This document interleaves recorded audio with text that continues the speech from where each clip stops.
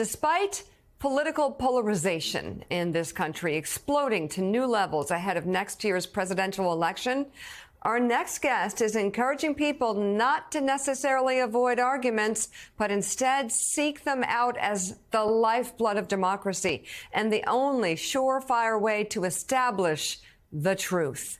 MSNBC host Mehdi Hasan joins us now. He's out with the new book entitled Win Every Argument: The Art of Debating, Persuading, and Public Speaking. I want to hear how you do that, Mehdi, but also how you do that in the age of disinformation. It's a great question, Mika. And one of the reasons I wrote the book is because there is so much disinformation around. There are so many bad faith actors. There are so many people ruining argument and debate for the rest of us. I love arguing. I see it as a fun thing to do, as I explain in the book. A lot of people enjoy it. They might not admit enjoying it, but they do. But I also see it as philosophically, politically important. Unless you can have good faith disagreements in this country, democracy cannot survive. A free press cannot survive. It is absolutely the crucial ingredient to our public life, and people are trying to wreck it. So I wrote this book to try and say, here's why it's important, here's how you do it, and here are some tips to deal with the disinformation merchants and the BS artists. Yeah, I like that you give advice, actually top 3 tips to ensure you don't lose your cool during tough conversations: breathing, laughing, and self-talk. What's that? Self-talk is what I might be doing right now. So let me reveal to the viewer. If you're sitting live on TV, you're sitting in front of a big crowd like Will Ferrell was a moment ago, the best way to keep yourself calm is to actually, and this is science from the University of Michigan has did a study, which is you talk to yourself, but you don't just talk to yourself, you talk to yourself in the third person, gives you some distance. So right now, as I'm talking to you, Mika, I'm very nervous and I'm saying, Mehdi, you got this. You have got this. Stay calm. You do got this. And the laughing is really important because I think in the debates and a number of times in situations where Joe Biden, the campaigner, was presented or confronted with some argument that Donald Trump was making or some comment, but especially in a debate scenario, the instinct might be for many Democrats to say, oh my God, you're so stupid, you're so insipid, you're so anti-democratic, you're so fascist, you're so whatever, unfit, come up with a response for what is being said that matches what it is because it's so unbelievably untrue. And instead, he would just laugh. Yes. He would just smile ear to ear and laugh like that. And it said so much more, didn't it? Humor, as the social scientists say, is a social glue. It brings us all together, and it's a good way to identify with your audience. What you always want to do in any debate or argument is have the neutral third person, the audience, identify with you. Humor is a fantastic way of doing that. It's also a good way of mocking your opponent. Going back, I talk in the book about Cicero, the ancient Roman orator, who understood the importance of mockery, ridicule, humor, laughter when it comes to winning a debate. So an excerpt of your new book was published in Rolling Stone, specifically asking whether former President Donald Trump's name-calling is actually a good debate technique. And you write, in part, quote, look, yes, in theory, you should attack the merits of the argument itself and not the person making it. But in the real world, playing the ball and the man can prove to be a rather effective and often necessary tactic. It can discredit your opponent and their argument at the same time. It can win over a skeptical crowd and give you the upper hand.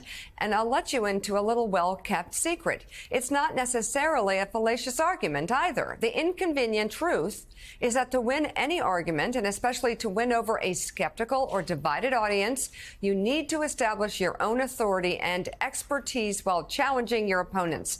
And for that, you do sometimes need to rely on ad hominem arguments, logical fallacies, and politeness be damned. So I guess that's actually advice for any Republican opponent of Donald Trump in the primaries, because, he comes up with names, he attacks, he gets ugly, he spreads lies, he defames people, he's racist, he'll use any game in the book. You're not suggesting that they play the same game in terms of, disinformation or inappropriate behavior, but what are you saying?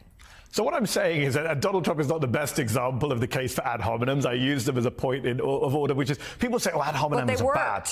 And they work. That's my point. Whether we like it or not, they do work. As much as we're kind of outraged by it, the reality is Jeb Bush was knocked off course by low-energy Jeb. Lying Ted did have a ring to it. So did Little Marco, and he did diminish much more qualified opponents.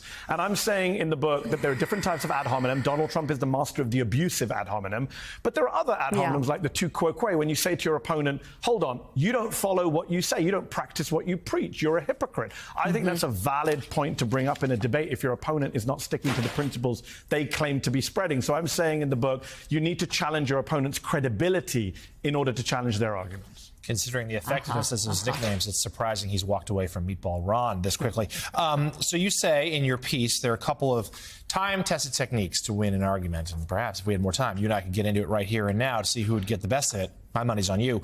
But one of them is the rule of three, which I'm certainly fond of when I write a lead for a story, but also the art of the zinger. How do you pull that off without it seeming rehearsed and therefore stale? It's a great question. And actually, one of the most famous presidential zingers of all time was a VP presidential debate zinger from 1988, Lloyd Bentsen and Dan Quayle, which is I knew John F. I knew Jack Kennedy, you know Jack Kennedy, to Quayle, who kept saying, I'm like JFK.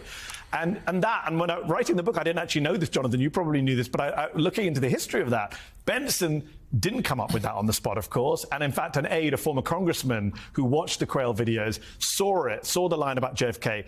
Bentsen got annoyed in a practice debate and said, do that. Refine that line. Look into his eyes and do it. So even these classic zingers, that remember these mic drops, people have worked on them. And I think you have to be able to strike the balance between be ready with a good one-liner. I'll come on an interview like this, I'll think, what are the one lines I want to say? But also having that authenticity and passion to deliver it. Mika mentioned Joe Biden just laughing. I'm sure he rehearsed that laughter. I'm sure I'm just going to laugh when they say that.